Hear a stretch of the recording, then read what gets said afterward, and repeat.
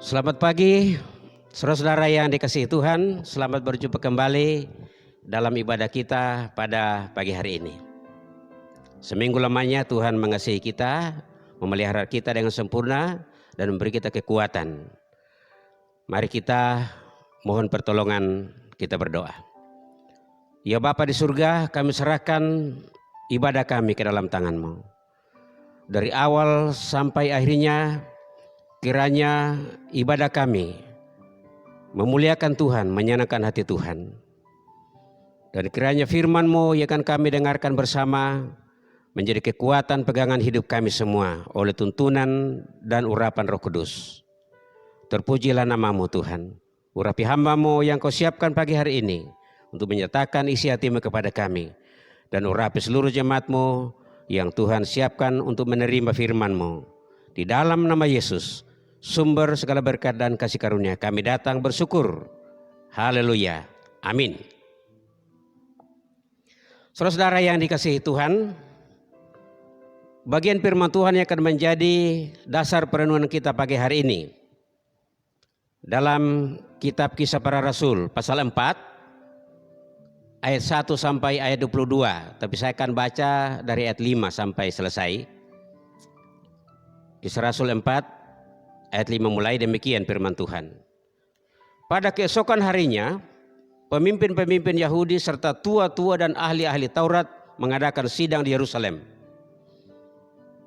Dengan imam besar Hanas dan Kayafas, Yohanes dan Alexander, dan semua orang lain yang termasuk keturunan imam besar. Lalu Petrus dan Yohanes dihadapkan kepada sidang itu dan mulai diperiksa dengan pertanyaan ini. Dengan kuasa manakah atau dalam nama siapakah kamu bertindak demikian itu? Maka jawab Petrus penuh dengan Roh Kudus. Hai pemimpin-pemimpin umat dan tua-tua, jika kami sekarang harus diperiksa karena suatu kebajikan kepada seorang sakit yang harus menerangkan dengan kuasa manakah orang itu disembuhkan, maka ketahuilah oleh kamu sekarang dan oleh seluruh umat Israel bahwa dalam nama Yesus Kristus orang Nazaret yang telah kamu salibkan, tetapi yang telah dibangkitkan Allah dari antara orang mati, bahwa oleh karena Yesus itulah orang ini berdiri dengan sehat sekarang di depan kamu. Yesus adalah batu yang dibuang oleh tukang-tukang bangunan, yaitu kamu sendiri. Namun ia telah menjadi batu penjuru. Dan keselamatan tidak ada di dalam siapapun juga selain di dalam Dia. Sebab di bawah kolong langit ini tidak ada nama lain yang diberikan kepada manusia yang olehnya kita dapat diselamatkan. Ketika sidang itu melihat keberanian Petrus dan Yohanes dan mengetahui bahwa keduanya orang biasa, tidak terpelajar, heranlah mereka, dan mereka mengenal keduanya sebagai pengikut Yesus. Tetapi karena mereka melihat orang yang disembuhkan itu berdiri di samping kedua rasul itu, mereka tidak dapat mengatakan apa-apa untuk membantahnya. Dan setelah mereka menyuruh rasul-rasul itu meninggalkan ruang sidang, berundinglah mereka dan berkata, tindakan apakah yang harus kita ambil terhadap orang-orang ini? Sebab telah nyata kepada semua penduduk Yerusalem bahwa mereka telah mengadakan suatu mujizat yang menyolok dan kita tidak dapat menyangkalnya. Tetapi supaya hal itu jangan makin luas tersiar di antara orang banyak, baiklah kita mengancam dan melarang mereka, supaya mereka jangan berbicara lagi dengan siapapun dalam nama itu. Dan setelah keduanya disuruh masuk, mereka diperintahkan supaya sama sekali jangan berbicara atau mengajar lagi dalam nama Yesus. Tetapi Petrus dan Yohanes menjawab mereka, silakan kamu putuskan sendiri manakah yang benar di hadapan Allah, taat kepada kamu atau taat kepada Allah. Sebab tidak mungkin bagi kami untuk tidak berkata-kata tentang apa yang telah kami lihat dan yang telah kami dengar. Mereka semakin keras mengancam rasul-rasul itu. Tetapi akhirnya melepaskan mereka juga. Sebab sidang tidak melihat jalan untuk menghukum mereka karena takut akan orang banyak yang memuliakan nama Allah berhubung dengan apa yang telah terjadi. Sebab orang yang telah disembuhkan oleh mujizat itu sudah lebih dari 40 tahun umurnya. Saudara-saudara yang kasih dalam Tuhan, itulah bagian firman Tuhan yang sampai kepada kita.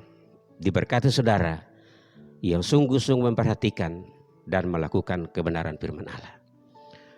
Tema yang saya akan berikan dari perikop ini adalah nama yang berkuasa. Nama yang berkuasa.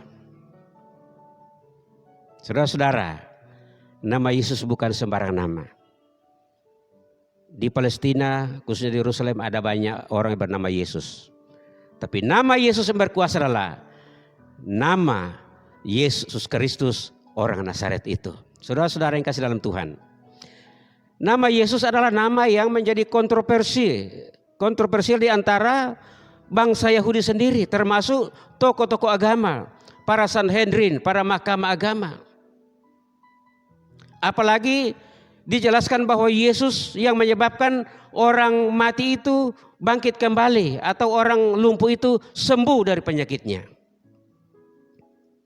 Di antara mahkamah agama ada kelompok yang namanya kelompok Saduki yang antipati kepada nama Yesus karena mereka tidak percaya bahwa ada kebangkitan. Pemahaman mereka bahwa tidak ada orang mati yang bisa hidup kembali. Kalau sudah mati selesai persoalan. Tapi bagi Farisi yang lainnya, anggota mahkamah agama lainnya, mereka percaya bahwa ada kebangkitan. Jadi di dalam kelompok ini ada dua pendapat, saudara-saudara. Nah, bagi murid Yesus tidak bisa disangka lagi bahwa mereka yakin bahwa nama Yesus adalah nama yang berkuasa membawa kehidupan dan kebangkitan. Saudara-saudara yang kasih dalam Tuhan, dalam perikop ini kita melihat sudut pandang yang berbeda antara mahkamah agama yang mengadili Petrus dan Yohanes dan juga orang-orang percaya beserta rasul-rasul.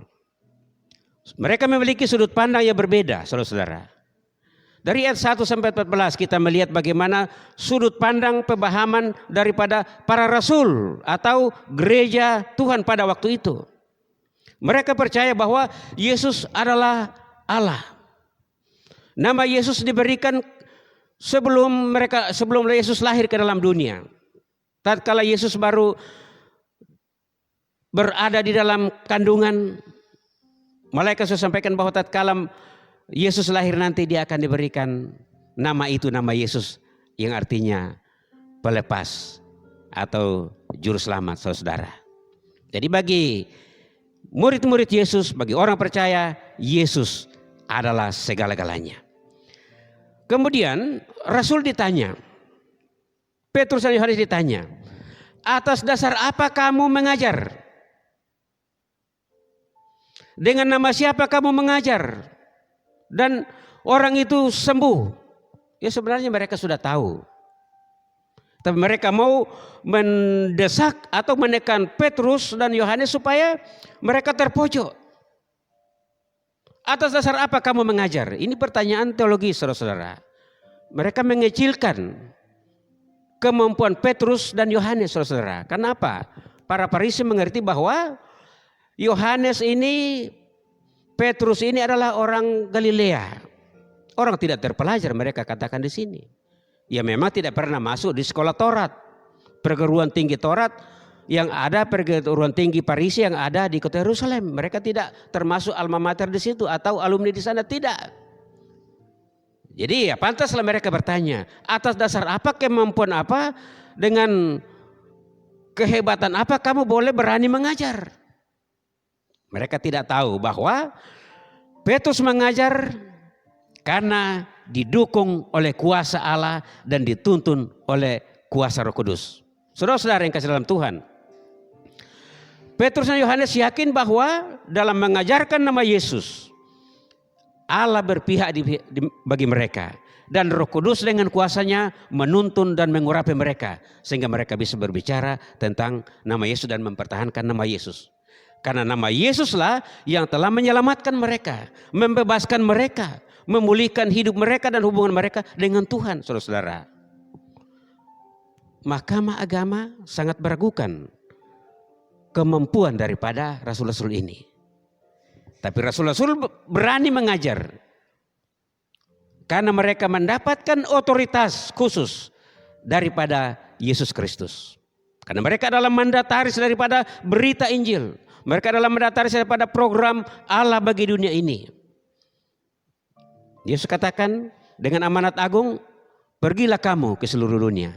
Beritakanlah Injil kepada segala makhluk.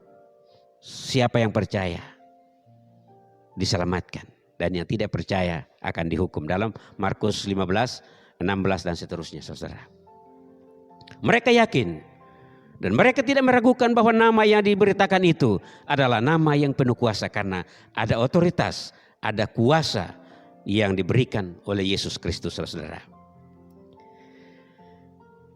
Bahkan lebih hebat lagi, seringkali dalam khotbah Petrus, dia memberikan referensi atau memberikan catatan-catatan, kutipan-kutipan dari Perjanjian Lama. Yang itu diketahui oleh ahli-ahli Taurat. Para Farisi mereka tahu bahwa kutipan-kutipan referensi dari Perjanjian Lama dari kitab-kitab Nabi Musa, juga kitab Nabi Yesaya dan Nabi Yoel, itu semua firman Allah.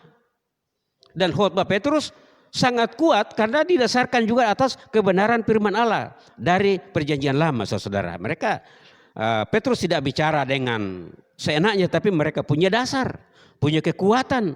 Secara teologis dia kuat, saudara-saudara. Bahkan Yesus sendiri adalah guru agung mereka. Dan ayat 12, Petrus berani dengan pernyataan yang sangat luar biasa. Ayat-ayat ini seringkali dihapus dalam setiap khotbah-khotbah di televisi di kota-kota tertentu. Karena dianggap bahwa ayat ini berbahaya. Berbahayanya apa? Karena dikatakan di bawah kolong langit tidak ada nama lain yang olehnya manusia selamat. Artinya hanya di dalam nama Yesus manusia bisa diselamatkan. Pasti mahkamah agama terpojok dalam pernyataan kebenaran ini. Bahwa tidak ada nama lain di bawah kolong langit. Atau dengan kata lain bahwa kamu melarang kami berbicara tentang nama Yesus, tapi nama Yesus itulah yang justru menyelamatkan Anda dan dunia ini. Tidak ada nama lain. Dalam arti tidak mungkin kami berhenti memberitakan tentang keselamatan bagi dunia. Dan bagi kamu juga. Bahkan bagi kami. Hanya di dalam nama Yesus manusia beroleh kehidupan dan keselamatan. Ini ayat yang paling tegas. Tapi kalau dalam pemberitaan Injil, ayat ini justru harus dikumandangkan. Sehingga orang mengerti dan orang tahu bahwa jalan satu-satunya, penyelamat satu-satunya adalah nama Yesus yang dibenci atau dilarang untuk diberitakan pada waktu itu, saudara. Tapi namun demikian rasul-rasul tetap memiliki pendirian. Bahwa mana yang benar?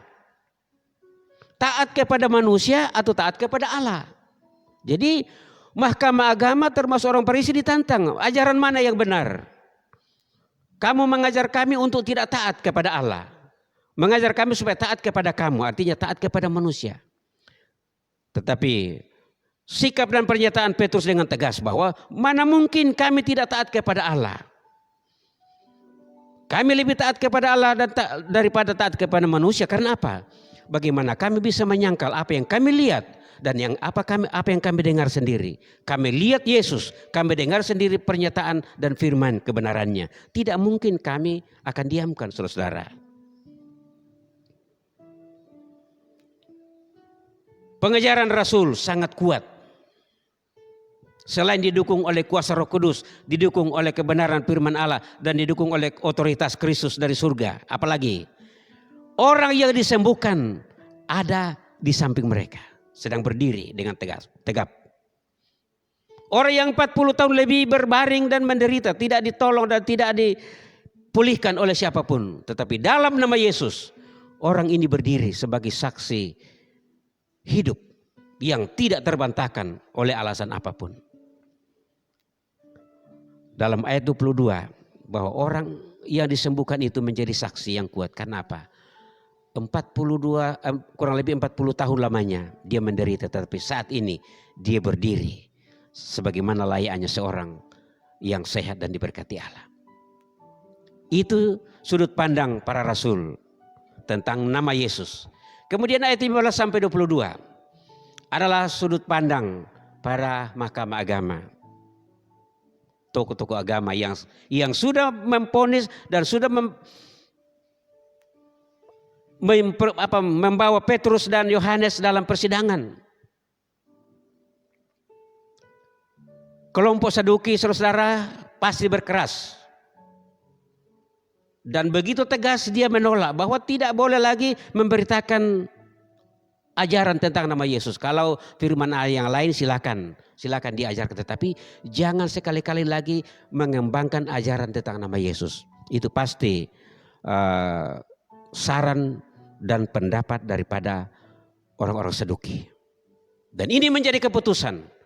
Sekarang kamu bebas tapi tidak boleh lagi berbicara tentang nama Yesus. Jadi cara pandang mereka tentang nama Yesus adalah sesuatu yang berbahaya bagi mereka.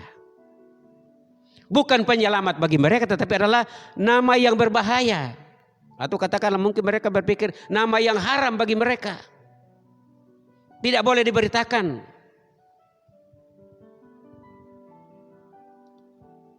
Mereka tahu bahwa Yesus, para ahli agama lainnya termasuk para Farisi yang belajar sungguh-sungguh tentang firman Allah dalam perjanjian lama. Mereka tahu bahwa Yesus adalah Mesias.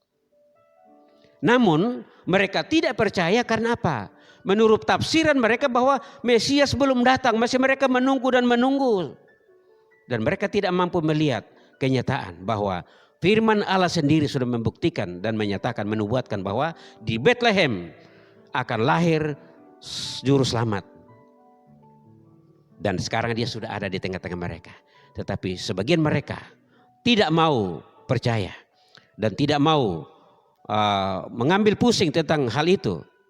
Tapi yang paling berkeras adalah kelompok Saduki. Jangan sekali-kali membiarkan mereka berbicara tentang nama Yesus. Mengapa demikian? Dan termasuk tokoh-tokoh agama, mahkamah agama memutuskan supaya kita sepakat keputusan satu saja. Jangan berbicara tentang nama Yesus. Itu karena gengsi mereka. Karena egoisme mereka. Mereka mau supaya ajaran mereka saja yang populer. Karena mereka sadar bahwa mereka akan terancam.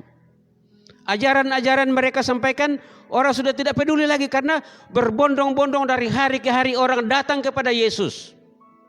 Dan jumlah jemaat pada waktu itu kurang lebih 5.000 orang. Laki-laki saja, saudara-saudara. Belum dihitung perempuan. Mereka sudah khawatir. Jangan-jangan kita kehilangan pengikut, saudara. Itu pasti ada kecemburuan di sana. Dan mereka sepakat tidak boleh lagi berbicara tentang nama Yesus. Petrus katakan bahwa kamu adalah ahli-ahli bangunan, saudara. Orang Farisi adalah pengajar. Ia digambarkan sebagai ahli-ahli bangunan.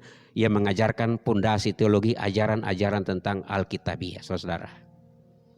Tapi mereka lupa bahwa Yesus yang ada di dalam ajaran itu mereka sepelekan, mereka singkirkan. Tapi dikatakan justru batu itu menjadi batu penjuru, juru selamat, batu karang yang teguh yang menjadi dasar iman Kristen dan menjadi penyelamat satu-satunya bagi manusia. Saudara-saudara yang kasih dalam Tuhan, mahkamah agama tidak mau mencari kebenaran yang sejati. Sudah ada kebenaran yang nyata di depan mereka, tetapi mereka berusaha menghancurkan kebenaran atau menolak kebenaran yang ada di depan mata mereka. Melalui saksi-saksi yang nyata, melalui firman Allah, melalui mujizat-mujizat, tapi mereka menolak kebenaran itu, saudara.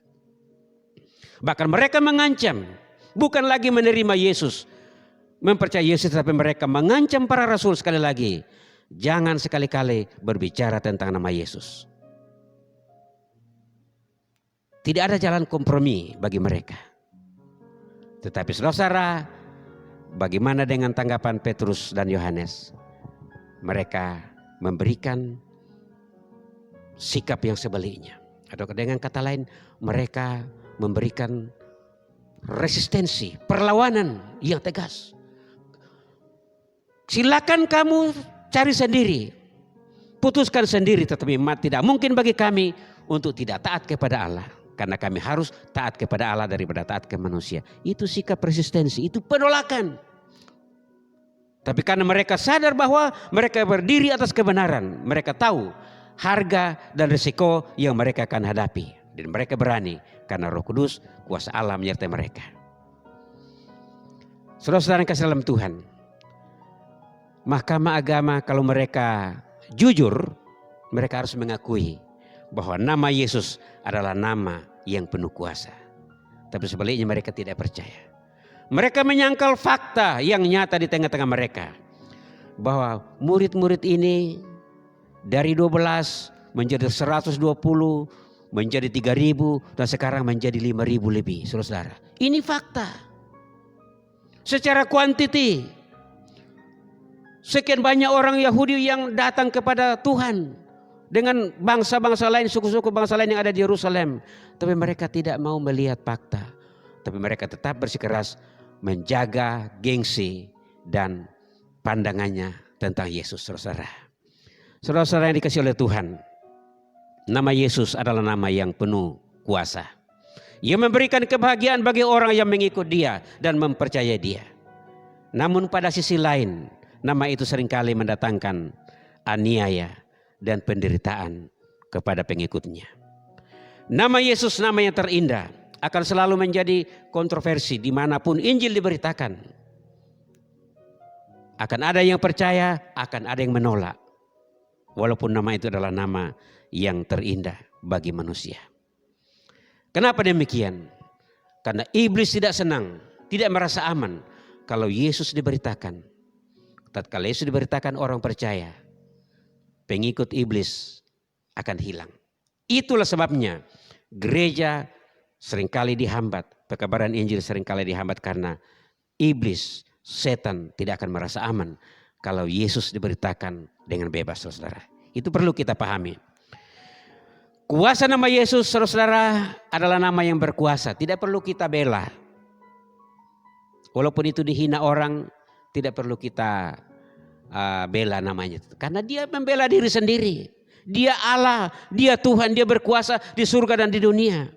Bagian kita adalah memberitakan, menyaksikan kepada dunia ini bahwa Dialah juru selamat, Dialah Allah yang mengalahkan maut. Saudara-saudara yang dikasihi oleh Tuhan, marilah kita belajar kepada sikap rasul-rasul dalam menghadapi tantangan yang begitu berat, menghadapi tekanan, menghadapi masalah-masalah hanya karena iman. Tapi mereka tetap berjuang, berdiri di atas kebenaran. Berdiri di atas batu karang yang teguh. Apapun yang terjadi, mati, kata Paulus, mati adalah untung, ya, karena iman. Tapi kalau aku hidup, ada peluang untuk berbicara dan bersaksi tentang Yesus, saudara-saudara. Tuhan memberkati kita. Kiranya firman Tuhan ini mendorong kita agar kita siap menjadi saksi Kristus. Bahwa nama Yesus adalah nama yang terindah, nama yang berkuasa. Di dalam diri kita, di dalam saudara, bahkan kepada dunia ini. Tuhan memberkati. Kita berdoa. Bapa di surga, firman-Mu telah sampai kepada kami. Roh Kudus menolong kami untuk mengerti firman ini. Dan menjadikan pelajaran berharga bagi kami sebagai orang percaya, sebagai saksi-saksi Kristus di dunia ini. Berkati seluruh jemaat-Mu Tuhan yang hadir, yang mendengarkan firman Tuhan ini. Berkati dalam rumah tangga, dalam pekerjaan, dalam setiap usaha dan kerja mereka, diberkati Tuhan. Anak-anak kami semua dalam perjuangan, dalam pendidikan, Tuhan memberikan hikmat akal budi, sehingga generasi kami menjadi generasi yang kuat, menjadi alat berkat Tuhan, menjadi saksi Tuhan di tengah-tengah dunia ini.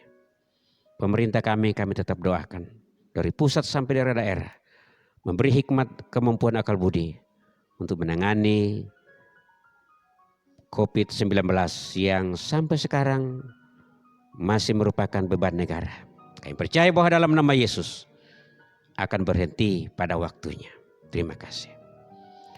Kekasih-kasih Tuhan, arahkanlah hatimu kepada Dia dan terimalah berkat-Nya. Kasih karunia dan damai sejahtera dari Tuhan kita Yesus Kristus, kasih yang kekal dari Allah Bapa kita, persekutuan dan kekuatan Roh Kudus menyertai saudara-saudara sekalian hari ini sampai Maranatha. Tuhan datang melantik selesainya. Amin. Selamat siang, Tuhan memberkati kita. Sampai jumpa pada kesempatan berikutnya. Lebih dari yang telah kupikirkan, semuanya Engkau sediakan dalam hidupku.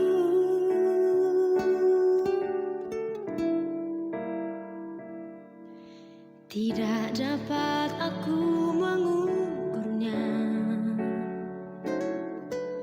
atau dapat aku menghitungnya. Kebesaran kasih-Mu ya Tuhan yang Kau berikan.